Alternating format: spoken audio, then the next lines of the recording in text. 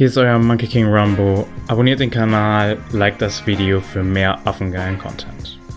Moin zu einer neuen Runde State of Survival am heutigen Sonntag. Wir haben gestern die großartigen Neuigkeiten bekommen, dass es eine neue Runde Staatsfusion gibt. Großartige Neuigkeiten für die, die unbedingt Staatenfusion haben wollen, für alle, die es nicht wollen. Spätestens nach diesem Video wollen es viele wahrscheinlich nicht haben. Aber gehen wir mal genauer darauf ein. Erstmal, welche Staaten werden gemerged und wann? Wann das Ganze stattfindet, ist am 14.09. Vorher werdet ihr einen Countdown bekommen und damit werden auch viele der Events plötzlich enden. Persönlich gehe ich davon aus der Erfahrung aus meinem eigenen Merch im Start, dass es ab dem 11.09. plötzlich keine Events mehr für euch gibt.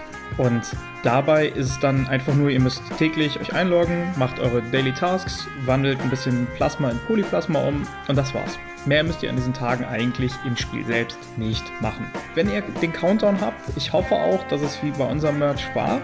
Wie gesagt, es ist auch ein neues System, gegebenenfalls, so wie sie es genannt haben. Ob es so wirklich ist, werden wir dann sehen. Aber dass es dann so ist, dass ihr am 7.9. spätestens eigentlich die Info bekommen solltet, mit wem ihr mercht. Ab dem 11.9.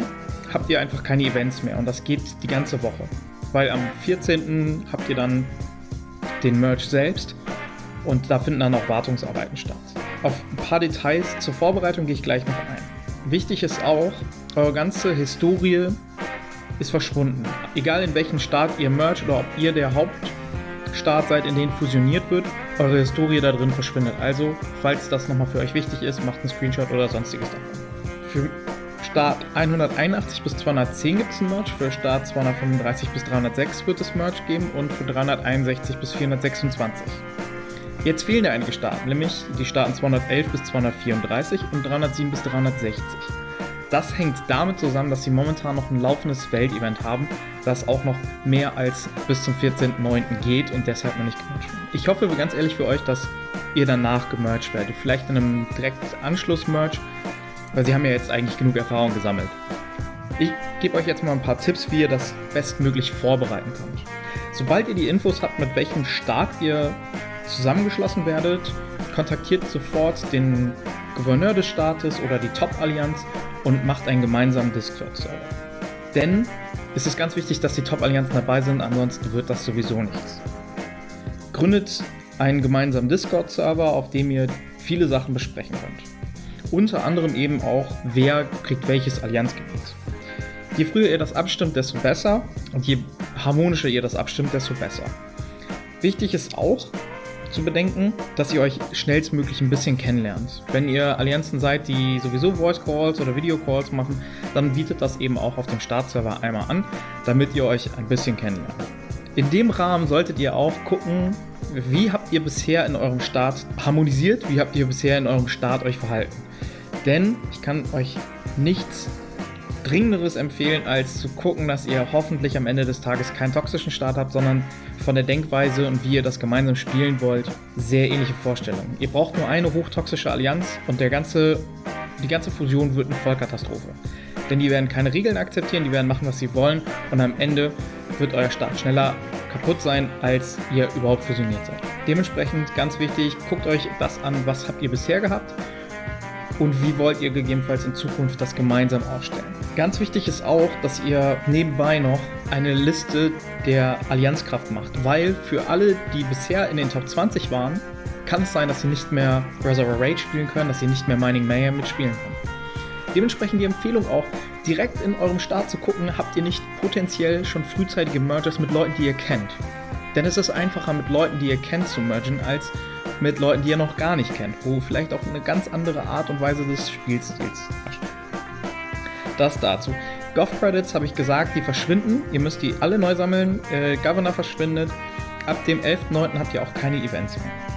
Aber, besonders weil wir jetzt auch in diesem Merch das erste Mal neue Staaten dabei haben, also neue Staaten in Anführungsstrichen, die eben diese Turmsysteme und Analysezentren bei haben, ist das noch wichtiger, dass ihr neben dieser Abstimmung der Allianzgebiete, das ist ja das eine, wo ist erstmal eine Allianz, das ist schön und gut, aber durch eure Turmgeschichten ist das am Fusionstag essentiell, dass sobald die Wartung vorbei ist, euer Chefkonstrukteur, Chefplaner, Chefplanerin dafür sorgt, dass ihr eure Türme so schnell wie möglich besetzt bekommt. Und gesetzt bekommt, wo wir genau hin wollt. Also Analysezentren, Level 1, 2 und 3, da wollt ihr überall hin. Und deshalb, das muss wirklich gut geplant sein. Da müsst ihr schnell sein. Wichtig ist auch, die Allianzgebäude, dafür braucht ihr erstmal keine Ressourcen mehr, ihr müsst sie nicht auffüllen, sondern ihr könnt sie erstmal platzieren. Wenn ihr sie aber abreißen müsst, dann kosten sie wieder Ressourcen und dann müsst ihr sie wieder mit Truppen befüllen. Das heißt wirklich direkt gut bauen. Ansonsten, nach dem Fusionstag passiert auch erstmal nichts Großes, außer dass gegebenenfalls Staatsbarbecue stattfindet, weil irgendeine Allianz der Meinung ist, sie müssen ganz klar und deutlich zeigen, wie toll sie sind. Aber das müsst ihr einfach wirklich ganz, ganz wichtig dran denken, bereitet eure Allianz auf die Fusion vor. Macht den Leuten klar, sie müssen wirklich nach einer gewissen Zeit sich anmelden und auch in der Nacht unbedingt Schild hochziehen, weil ihr kennt euren Staat noch nicht. Vertraut erstmal niemandem, dann seid ihr besser dran, als wenn ihr Leuten vertraut und dann am Ende mit 0 Truppen da steht. Da kommen wir jetzt auch genau zu einem Punkt, warum ich kein großer Fan von den Fusionen bin.